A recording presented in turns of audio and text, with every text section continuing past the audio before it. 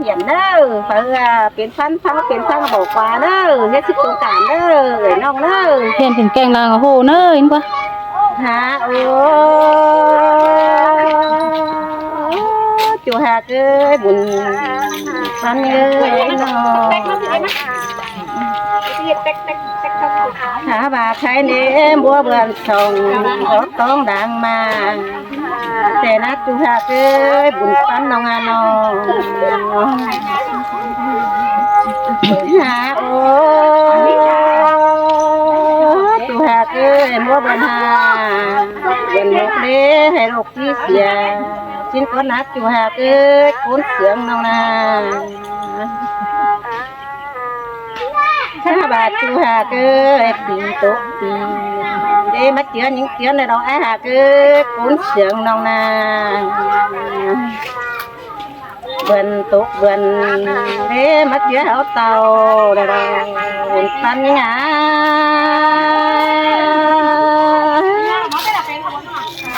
ก็เคยมันสันไปเขาหาโอ้ยมีงามีเอ้ยต่างเมืองไทยนะต่างรองกว้างขอสามเทไต่ก็มีนะจุหาที่นั้นนอง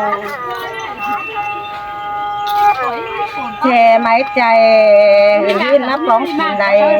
แล้วรถจุหากะบุญปันยังไง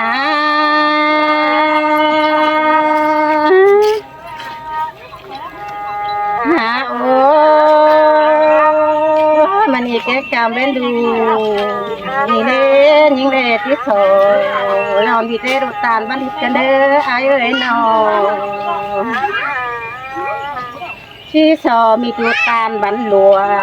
ก่อนเด้อจูหายังไงบุญปันยังไง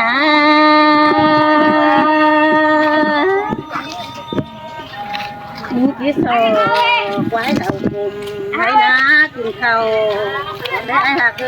คุ้นเสียงเรานะที่สอเรา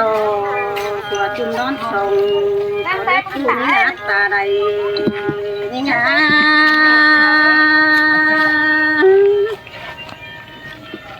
ไอ้หากสมบูรณ์เฟื่อม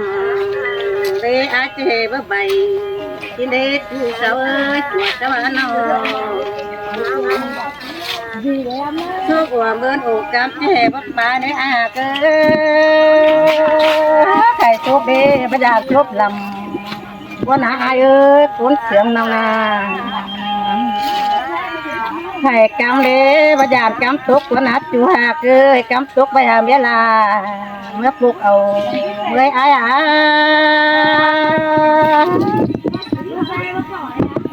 กำหลังได้ใบเมลาเมื่อตาเอาเมื่อเดือดว่าได้คุ้นเสียง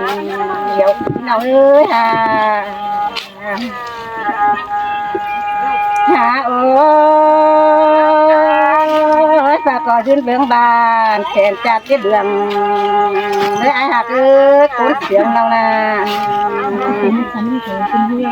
ฝากก่อยืนเบื้องตื่นเอียนตัวเด้อจีเศร้าเด้อจูหากบุญปันยังไง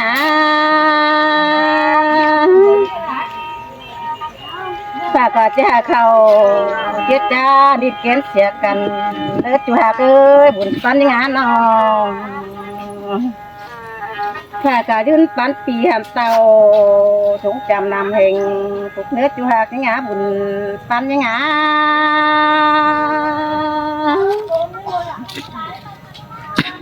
ฝากก็มาเสียงชาจ้อยเสียงบอตาเป็นเด็กจูหายิ่งเดียนเด็กคนเสียงหาปีฮะ